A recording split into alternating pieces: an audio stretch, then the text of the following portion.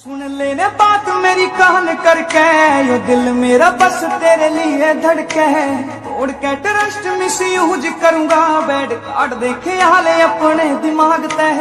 तू ही मेरी जिंदगी का एम सुन ले, तू ही मेरी आखिरी उम्मीद बावली। वो तेरा नाम मेरी हर एक सांस पे, तू मान या ना मान मेरी बात लाडली। तेरा नाम मेरी हर